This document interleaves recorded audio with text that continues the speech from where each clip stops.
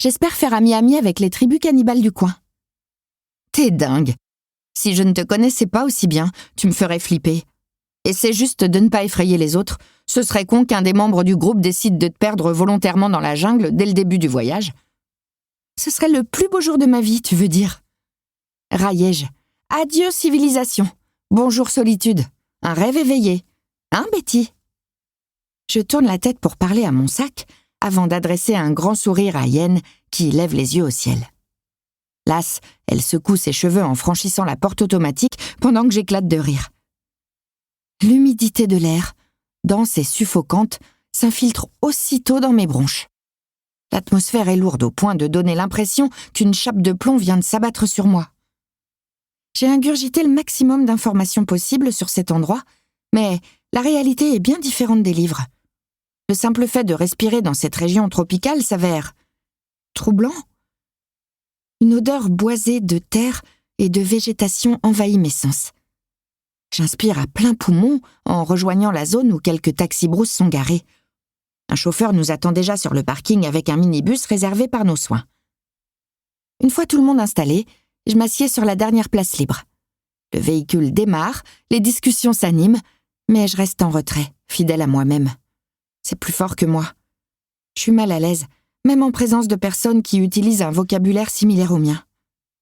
Au lieu de faire connaissance avec les étudiants et la prof qui nous accompagne, j'entr'ouvre la vitre pour observer le paysage. L'unique piste d'atterrissage du coin se trouve en plein cœur de cette petite ville située le long du fleuve Maroni. Je me dévisse le cou pour ne rien louper des images qui défilent. Quelques maisons rouges et blancs, vestiges du temps colonial, se dressent encore fièrement au milieu des bâtiments plus modernes. Le minibus s'engage sur les avenues principales, et en moins de 10 minutes, nous atteignons les allées de cocotiers bordant la marina. Fasciné, j'admire la vue dégagée sur les eaux calmes du fleuve. Le soleil couchant miroite timidement sur la surface presque lisse. « Voilà l'endroit où les bateaux viendront nous chercher demain matin », nous informe Arthur, l'étudiant face à nous, une fois hors du véhicule. « Il faudra marcher un peu. » Je ne lui porte aucune attention tandis qu'il pointe les quais au bout de la rue de l'Index. Il a beau être brillant, cela fait plus de 3 ans qu'il m'exaspère à longueur de journée. Lui et moi passons notre temps à nous battre pour la première place, peu importe la matière. Et il prend toujours un malin plaisir à me faire remarquer chacune de mes rares défaites. « On doit se retrouver à quelle heure ?» demande Yen, distraite. Ce n'est pas faute de lui avoir répété maintes fois le programme. Yen est le genre de fille tête en l'air qui préfère se laisser guider par son intuition plutôt que par un planning bien défini. Tout le contraire de moi.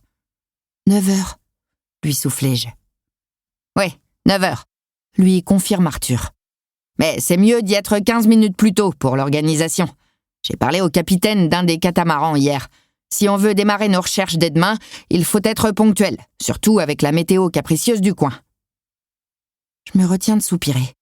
Arthur a toujours besoin de se montrer supérieur aux autres, comme si le fait d'être le fils du fondateur du projet ZEG lui conférait un quelconque privilège.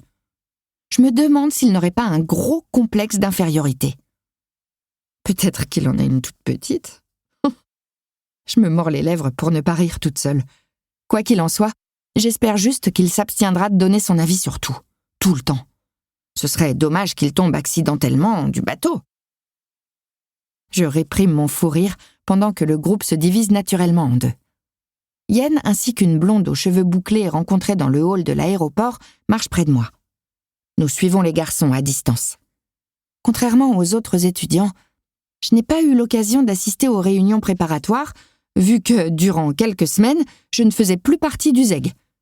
Ils ont tous eu le temps de nouer des liens, ce qui ne fait que renforcer mon malaise. Vous croyez qu'ils savent où ils vont ? Ils n'ont pas l'air des brouillards, se moque Yen. J'ai hâte de voir ce qu'ils valent sur le terrain. Je pense qu'on va bien se marrer. Tu les connais bien, Eve ? La blonde lui répond en riant. Ils passent plus de temps avec des ordinateurs et des éprouvettes qu'avec une boussole, mais ils sont sympas. Si je devais miser sur l'un d'eux, ce serait sur Joe. Il est né à Cayenne, c'est pour cette raison qu'il a insisté pour faire partie du voyage. Ça lui tenait à cœur. Yen acquiesce, admirative, et je laisse mon regard dévier vers l'homme à la peau sombre qui ouvre la voie en compagnie d'Arthur. En voilà un au moins qui n'est pas là pour jouer le joli cœur devant une caméra. Je m'en ferai peut-être un ami. Ou pas. J'esquisse un sourire timide à l'attention d'Ève avant de me détourner. Heureusement que ma meilleure amie est là pour faciliter les interactions. Sinon, il est probable que je l'aurais ignorée tout au long du voyage. Qu'est-ce qu'il y avait marqué sur la brochure à propos de l'auberge ? Me demande Yen. Qu'elle se trouve à moins de 5 minutes de marche de l'office du tourisme, et on a dépassé les 7 minutes. Sifflai-je. C'est un exploit de réussir à se paumer sur un trajet aussi court. Rappelez-moi de ne jamais explorer la forêt avec eux. Ce n'est pas toi qui rêvais de te perdre dans l'Amazonie ? Me tacle-t-elle. Manque de peau, si tu vires ces 4-là, il ne reste plus beaucoup de participants. Il y a encore les 3 membres de l'équipe de tournage ? Réplique Ève. Un frisson d'horreur recouvre ma peau. Comment les oublier ? Ce groupe d'étudiants est la raison pour laquelle j'ai des sueurs froides depuis des jours. Un caméraman, une journaliste et une tête d'affiche. Quelqu'un sait s'ils sont déjà là ? Demandai-je d'une voix hésitante. Ils sont arrivés hier en voiture depuis Cayenne, reprend-elle. C'est Arthur qui me l'a dit. J'ai hâte de les revoir. Enfin, surtout Taran, il est super drôle. Il avait un planning chargé, on ne l'a pas croisé souvent pendant les préparatifs, mais rencontrer un nageur olympique en chair et en os, ça a de quoi impressionner. Taran, toujours le fabuleux Taran. Mon pouce accélère à l'évocation de ce prénom. Un rictus figé sur mes lèvres, je tente de contrôler la flambée de haine qui me remue l'estomac. Ce sportif de haut niveau est, pour mon plus grand malheur, la célébrité qui présentera l'émission au monde entier. Il étudie dans la même université que nous, et c'est grâce à sa participation que nous avons obtenu le financement pour monter ce projet. J'ai entendu tellement de rumeurs à son sujet que je ne peux m'empêcher d'être méfiante. Personne n'est parfait. Lui encore moins que les autres. Dire que je le déteste serait un euphémisme, et si ce n'était pas par compassion, je ne me serais jamais infligé 21 jours en sa compagnie. Tout le monde planque des secrets sordides dans ses placards. Malgré mon enquête sur lui, je n'ai rien découvert de choquant. Mais je sais de source sûre que derrière son sourire se cache en réalité le plus gros des connards. Agacée, je m'énerve sur mon sac qui glisse de mes épaules. L'écart se creuse entre les autres et moi, ce qui, au fond, me convient parfaitement. J'ai atteint mon quota de relations sociales pour la journée, et j'ai trop mal au dos pour prétendre aller bien. Hélas, une certaine personne ici semble avoir un instinct de survie plus pourri que le mien. Alan, un des étudiants biologistes, opère un demi-tour pour me rejoindre. Je le fusille du regard. J'ai besoin de solitude, et ce petit génie ne comprend pas le message. Mon expression menaçante n'est visiblement pas suffisante pour le convaincre de retourner d'où il vient. Super. Je me retiens de lever les yeux au ciel, à défaut de l'accueillir avec un sourire. « Tu veux de l'aide avec ton sac ?» me demande-t-il d'un ton aimable. « Non, ça va, merci. »« Sûr ? Qu'est-ce que t'as mis là-dedans pour qu'il soit si gros ?»« Betty. »« C'est quoi ça ?» Je secoue la tête. Je ne dois pas faire peur aux gens. Rien de spécial. Ok, je n'insiste pas. Il reste à proximité pendant que je reprends ma marche silencieuse, puis il repart à l'attaque. « Alors, tes premières impressions sur Saint-Laurent ?» me lance-t-il gaiement. J'hésite entre prétendre que je ne l'ai pas entendu et répondre avec sarcasme, afin que son envie de me parler lui passe.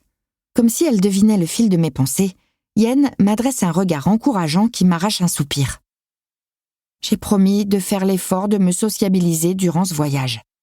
Pour ma défense, je n'imaginais pas commencer si tôt. Aucune idée, marmonnai-je finalement. C'est tout ? De tous les étudiants présents, je croyais que tu étais celle qui rêvait le plus de cette expédition. Tu n'as rien à dire sur, je sais pas moi, le paysage, par exemple. C'est humide ? Très original, se moque Alan d'un petit rire narquois. Il a raison, c'est nul. Je pourrais commenter l'architecture, la couleur boueuse du fleuve, ou encore l'état lamentable de la chaussée. Cependant, il n'y a rien de naturel pour moi à entamer la discussion avec une personne rencontrée la veille. Pour continuer à écouter ce livre audio gratuitement, cliquez sur le lien dans la description et vous pourrez l'écouter en entier sans frais grâce à l'essai de 30 jours d'Audible.